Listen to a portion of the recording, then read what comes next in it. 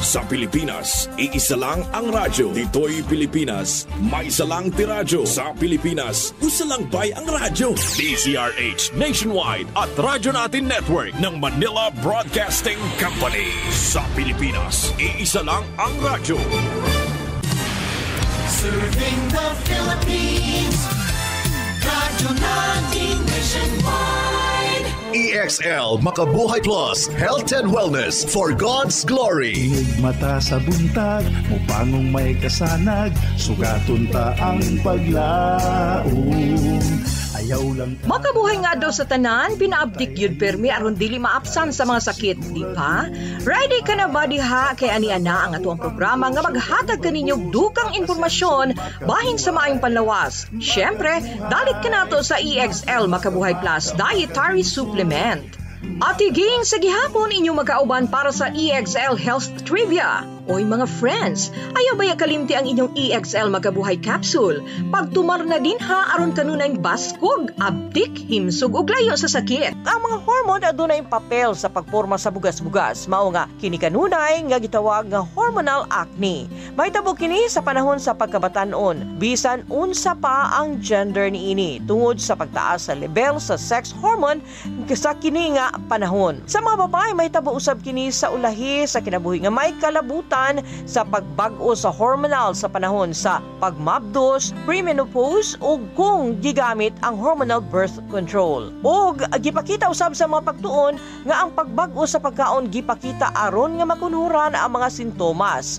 Ang musunod mao ang mga pamaagi nga nakabase usab sa ebidensya sa pagkontrol sa kahasol. Paghatag kontrol sa asukal sa dugo ubos aron nga makontrol ang acne glycemic index nga pagkaon. Kinahanglan nga malikayan ang pagbag-o sa asukal sa dugo pinaagi sa pagbuhat niini. Ang glycemic index o GI usa ka sukod kung unsa kahinay o kadali ang pagtaas sa asukal sa dugo sa usa ka pagkaon. Ang pagkaon sa taas nga glycemic nga may mga pagkaon susama sa soda, puti nga tinapay, fudge, pinatamis nga cereal ug ice cream hinungdan sa daghang pag-usab-usab sa asukal sa dugo ug nagpasamot pa sa bugas-bugas. Ang pagkaon sa mga tamis nga pagkaon makapataas sa level sa insulin o sa hormone. Kini makapadasig sa pagpagawa sa ubang mga hormone sama sa insulin-like growth factor 1. Kini nga pagtaas sa mga hormone musangput pa sa hyperkeratination o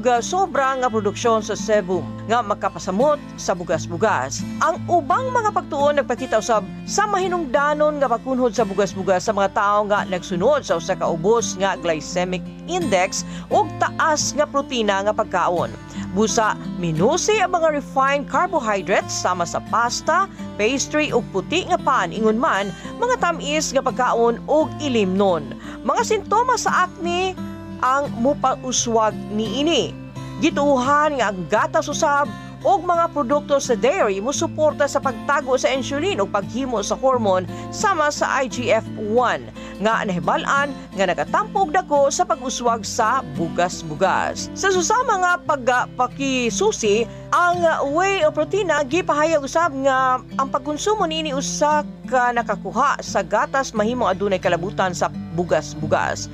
Kaon og natural ug masustansya nga mga pagkaon nga anti-inflammatory.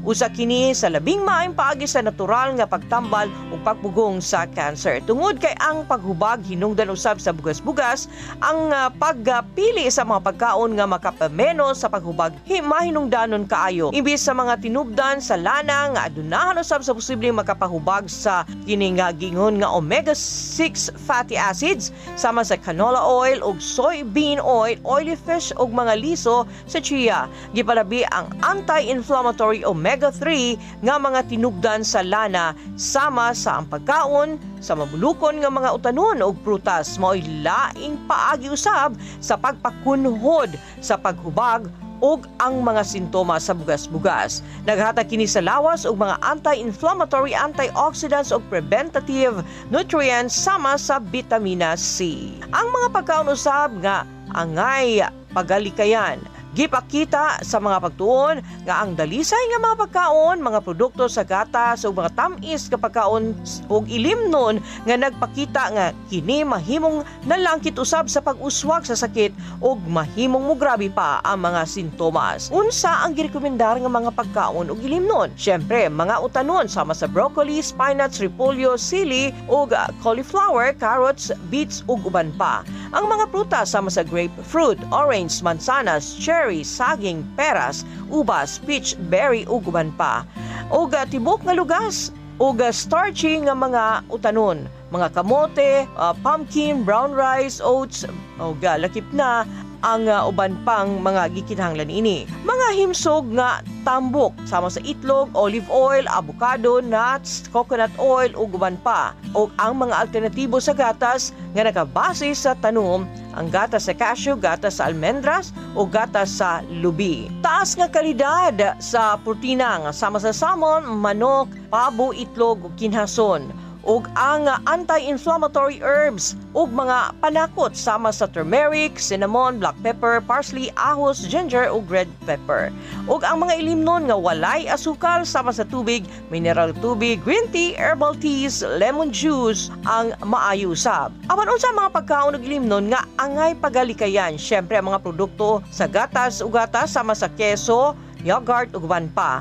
Giproseso nga mga pagkaon sama sa fast food, frozen meal, sugar cereals, chips, microwave meal, white bread ug uban pa. Ang mga tamis ug tamis nga mga ilimnon, candy, cake, soda, cookies, table sugar, energy drink, sugary nga sports drink ug fruit juice ug uban pa. Ug syempre ang acne usa ka sakit sa panit nga nakaapekto sa daghang mga tao sa tanan nga edad uban sa tradisyonal nga pagtambal sa bugas-bugas sama sa mga tambal. Ang nutrisyon usa ka alternatibong natural nga paagi sa pagtambal. Dugang pang health tips atong pagasayron sa atuang pagbalik. Kasama mo, kasama ko, kasama nating lahat. Sama-sama nating langhapin at namnamin ang sarap ng EXL Coffee. EXL Coffee, the wellness coffee blend. EXL Coffee, mapalit sa mga suking tindahan ug mga butika.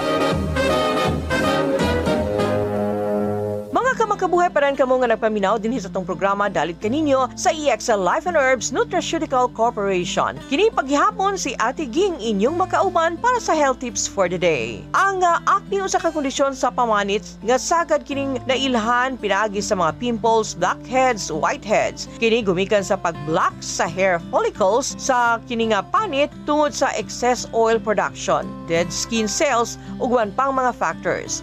Ang acne mamahimong hinungdan usab sa discomfort o kakulangon sa self-confidence. Apan gipakita sa pagpakisusi nga ang mga suplemento sa pipila ka mga bitamina, mineral ug uban pang mga compound ang nagpakita nga makahimo sa pagtabang sa nahisgutang problema. Sama na lamang sa vitamin D, ang mga pagtuon naglambigit sa ubos nga level sa vitamina D sa bugas-bugas ug tungod sa kakusog usab nga anti-inflammatory nga kabtangan sa vitamina nakit-an sa mga taga duki-duki nga kakulangon sa kini nga sustansya nagsugyot nga kini mamahimong mugrabe pa ang mga sintomas sa acne. Mahimo usab nga mopakonsulta sa doktor aron nga masiguro ang kaayuhan niini o kung unsa usab ang ikarekomendar niini nga natural nga nutritional supplement. Gawas pa ang probiotics makapakunhod sa paghubag sa panit ug uban pang mga sintomas sa bugas-bugas.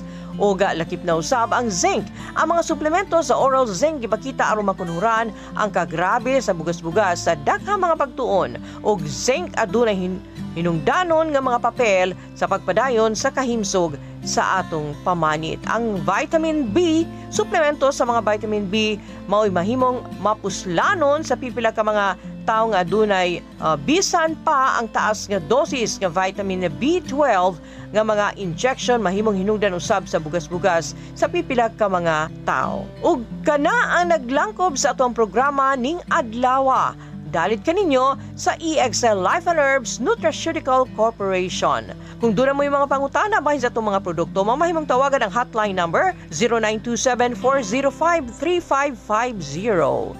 Kini si Ate Ging mo ingon kaninyo, daghang salamat sa inyong pagpakiguban o syempre pa, makabuhay nga adlaw padayon sa pagpakahimsok, ampingi ang inyuhang panlawas. Excel in health, excel in life, sa EXL lamang ka. Inigmata sa buntag, mupangong may kasanag, sugaton ta ang paglaom.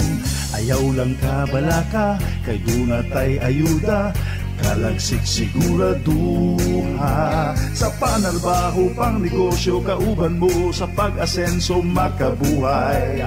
Makabuhay, makahinsog, makabaskog, makabuhay, makagwapa, makagwapo, makabuhay, makadasig, makaaptik, makabuhay.